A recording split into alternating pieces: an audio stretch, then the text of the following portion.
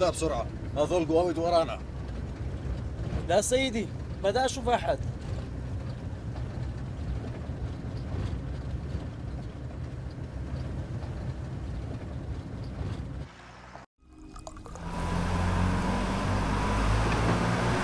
Oi vitun Marko, vie ton nyt sinne niin kuin on sovittu. Mene vaan sen yksin nostaa. Kuule, se on tasan sun ongelmas. Eikä se nyt niin paljon paina. Mä oon luvannut sen sinne vielä tänään. Se menee ylityöksi jo. Kuule, ei mene, jos pysyt aikataulussa. Ja mitään saatanaan ylimääräistä ei rupee maksaa. Aivan sen jo tietää. Eero Vesiluoma. Joo. Sakari Koskinen rikospoliisista.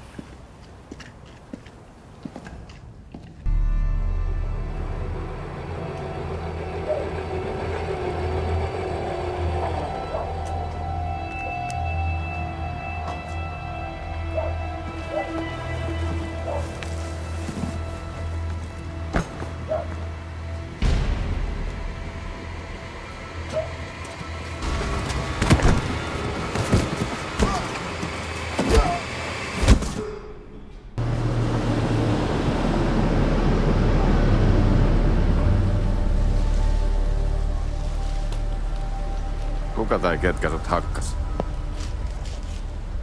Ei kukaan, mä kaatuin ja löin pää. Sä kaaduit eteenpäin ja nousit ylös. Mukkasit sitten vielä taaksekin päin. Oi joo, mä oon vähän kömpelö. Missä tää kaatuminen tarkkaan ottaen tapahtui? Lähellä Kiinan muoria. Mä vien ruokaa. Mä oon ruokalehti. Sä teet kahta työtä. Joo, Kalevan huolto maksaa paskapalkkaa. Mun täytyy huolehtia mun vanhemmista ja pikkusiskoista. Ja te kaikki asutte Kiinan muurissa. Joo, Eikä kukaan ole uhkaillut sua tai seuraillut sua. ei ole. 101,5. Joo. Kiitti sulle. Yes, kiitos.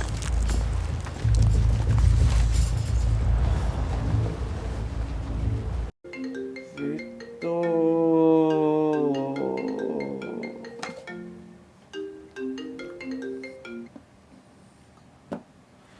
الو الو علي ولقيش ما تجاوب على التليفون فترة طويلة ما سامعين عنك اي شيء ولقي حار كسلان اليوم احتاج لك بالشغل وانت جاي متاخر يوم الله وطن يلا تعال شيل ديسك من المنام تعال الشغل يلا عطيني ربع ساعة وأجي.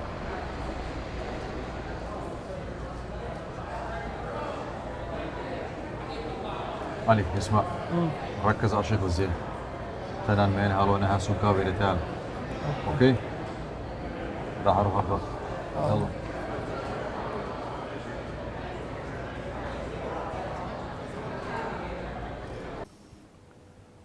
علي اوتا.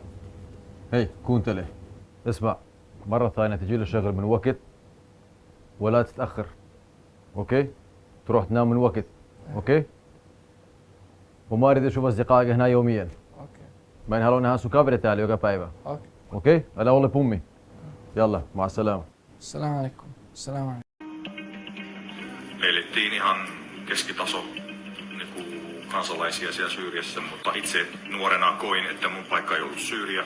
Olin vähän enemmän koennut itteni niin enemmän kansainväliseksi ihmiseksi, eikä mun tavoitteet eikä haaveet toteutu Syyriassa. Sen takia lähdin sieltä pois ja kohti oli Suomi. Kun oma firmaa ei enää ollut, Rami päätti kouluttautua linja-auton kuljettajaksi ja hän sai sitten työn, viihtyi siinä pari kuukautta, mutta tämän jälkeen hän halusi perustaa lounasravintolan. Lounasravintolan jälkeen Rami alkoi työskennellä autojen pesijänä, tällaisena ikään kuin alihankkijana tosissaan. Hän asettaa sinut makaamaan selälläsi ja vakauttaa kätesi. Ok. Tässä käteni on murtunut ja niskani tai pääni takaosa on haavoittunut. Toivon sinulle parasta.